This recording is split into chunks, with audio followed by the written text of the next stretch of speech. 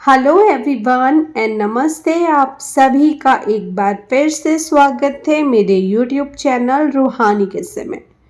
तो कैसे हैं आप सब? आशा करती हूँ आप सभी लोग अपने अपने जीवन में मस्त, खुश, स्वस्थ और व्यस्त होंगे। आज मैं आप सभी के लिए एक और कहानी लेकर आ गई हूँ और ये जो कहानी है ना वो होने वाली है आईने की दुनिया के बारे में। वो क्या है ना, आजकल मुझे आईने से कुछ ज़्यादा लगाव हो गया है और जब से मैंने सुनी हूँ कि आईने की एक दुनिया होती है, दूसरी दुनिया का रास्ता होता है, तो मुझे काफ़ी इंटरेस्ट आ गया है उस चीज़ पे। तो कई बार मुझे लगता है कि मैं आपको भी वो सब चीज़ें बताऊं कि आईने की दुनिया क्या होती है, कैसे होती है। और हमारी मतलब मैं ना बहुत सारी टीवी सीरियल्स में देखी होंगी, हम जो करते हैं ना उससे अपोजिट आईने में होता है, उल्टा उल्टा दिखता है, उल्टा होता है। अगर हम अभी बहुत ब्यूटीफुल है तो आईने की दूसरी दुनिया में हम बहुत अगली होंगे, या फिर अभी हम नॉर्मल इंसान हैं तो आईने की दुनिया में हम बहुत ज़्यादा पावरफुल होंगे, मैजिकल होंगे। तो ना मैं सोचती हूँ कि ठीक है, चलो अब आईने की दुनिया की अगर कुछ और स्टोरी पता चली है और आप लोगों को अच्छी लग रही होगी वो स्टोरी, तो चलो आप लोगों को सुनाई जाए। तो दोस्तों, क्या आपने कभी किसी पुराने आईने के बारे में सुना है? एक आईना जो सिर्फ आपका चेहरा ही नहीं बल्कि आपकी जिंदगी का एक ऐसा रूप दिखाता है जो आप सोच भी नहीं सकते। आज की कहानी है एक ऐसे ही आईने की जो सिर्फ एक आम शीशा नहीं बल्कि एक डरावना राज अपने अंदर समेटे है। एक पुरानी हवेली, एक इंसान की क्यूरियोसिटी और एक आईने की दुनिया। ये कहानी है रघुवीर की, जो उस आईने के जाल में फंस गया। तो तैयार हो जाइए, क्योंकि आप जो सुनने वाले हैं उसके बाद शायद आप किसी आईने में दोबारा अपना चेहरा देखने की हिम्मत नहीं कर सकेंगे। तो आज की कहानी शुरू करते हैं, लेकिन कहानी शुरू करने के पहले मैं आप सभी लोगों से दिल से गुजारिश करना चाहती हूँ कि अगर अब तक आप लोगों ने मेरे चैनल को सब्सक्राइब नहीं किया है तो प्लीज़ मेरे चैनल को सब्सक्राइब कर लें और साथ ही साथ बेल नोटिफिकेशन ऑन करना ना भूलिएगा, ताकि मेरे चैनल पर कोई भी स्टोरी पोस्ट होने से आप सभी के पास पहले नोटिफिकेशन पहुँच जाए। तो चलिए कहानी शुरू करते हैं। रघुवीर ने एक पुरानी हवेली खरीदी थी। हवेली के हर कोने में अजीब सी खामोशी थी। उसे पुराने सामान में दिलचस्पी थी और हवेली के तहखाने से उसे एक अद्भुत आईना मिला। आईना बड़ा और शानदार था, किनारों पर नक्काशी और बीच में चमचमाता कांच। रघुवीर ने आईने को अपने लिविंग रूम में टांग दिया, लेकिन पहली रात से ही अजीब चीजें होने लगी। जब उसने आईने में खुद को देखा तो उसका चेहरा थोड़ा बदला हुआ लगा। आंखें गहरी और लाल, चेहरे पर गहरी झुर्रियां और होठों पर एक भयानक मुस्कान। वह घबरा गया, पर इसे रोशनी का खेल मानकर नजरअंदाज कर दिया। कुछ दिन बाद उसकी पत्नी सुमन ने भी शिकायत की। रघु, इस आईने में मेरी शक्ल अजीब लग रही है, जैसे कोई और चेहरा मेरे पीछे खड़ा हो। रघुवीर ने उसे दिलासा दिया, ये बस पुराना आईना है सुमन, घबराओ मत।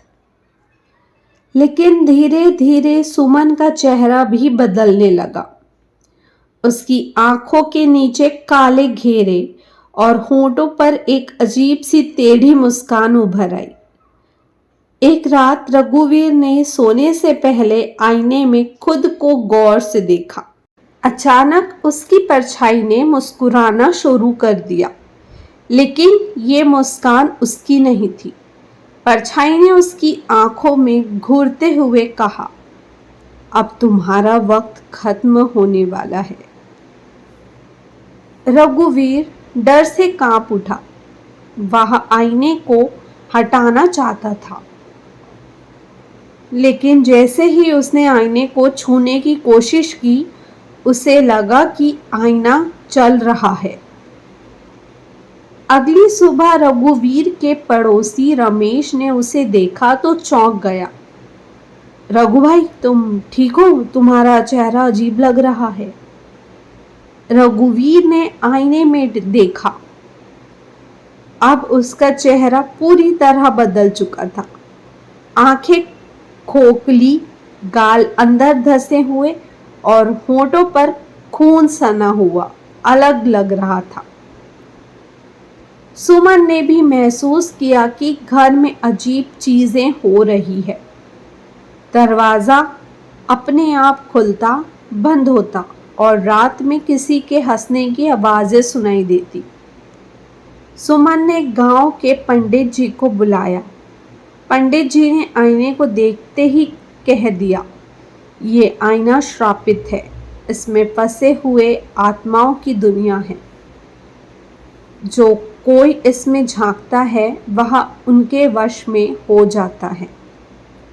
पंडित जी ने बताया कि आईना एक तांत्रिक ने बनाया था, जो मरे हुए लोगों की आत्माओं को कैद करता था। उस तांत्रिक की मौत के बाद उसकी आत्मा भी उसी आईने में फंस गई। पंडित जी ने आईने को नष्ट करने की प्रक्रिया शुरू की, लेकिन जैसे ही मंत्रोच्चार शुरू हुआ, घर में अजीब घटनाएं होने लगी। दरवाजे जोर से बजने लगे, खिड़कियां अपने आप खुलने लगी और आईने में से एक काली धुंध बाहर निकलती आई। धुंध ने रघुवीर और सुमन को घेर लिया।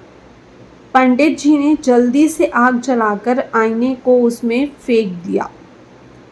आईना जलते ही एक भयानक चीख पूरे घर में गूंज उठी। आईने के जलने के बाद सब कुछ शांत हो गया, लेकिन रघुवीर और सुमन की जिंदगी फिर कभी पहले जैसे नहीं हो पाई। रघुवीर का चेहरा हमेशा के लिए डरावना हो गया और सुमन के मन में हमेशा एक डर बना रहा। आईने की दुनिया खत्म हो गई थी, लेकिन उसका डर और सिरहन हमेशा जिंदा रहेगी। तो दोस्तों, इतनी ही थी आज की कहानी। आशा करती हूँ आप सभी को ये कहानी अच्छी लगी होगी। अगर ये कहानी पसंद आई हो तो इस कहानी को एक लाइक और मेरे चैनल को सब्सक्राइब किए बिना मत जाइएगा। साथ ही आप लोगों से कहना चाहती हूँ कि अगर आप लोगों के पास भी कोई अनोखी कहानियाँ, कोई रोमांचक किस्से या फिर कोई डरावनी हॉरर स्टोरीज है, तो आप सभी मुझे कमेंट कर सकते हैं और मुझे इंस्टाग्राम में मैसेज भी कर सकते हैं। मेरे इंस्टाग्राम के पेज का लिंक मेरे यूट्यूब चैनल के डिस्क्रिप्शन में मेंशन है और मैंने कमेंट बॉक्स में भी पिन करके रखा हुआ है। तो चलिए, आप लोगों से कल फिर से मुलाकात होगी एक और किस्से के साथ। तब तक के लिए bye bye, take care and thank you for watching.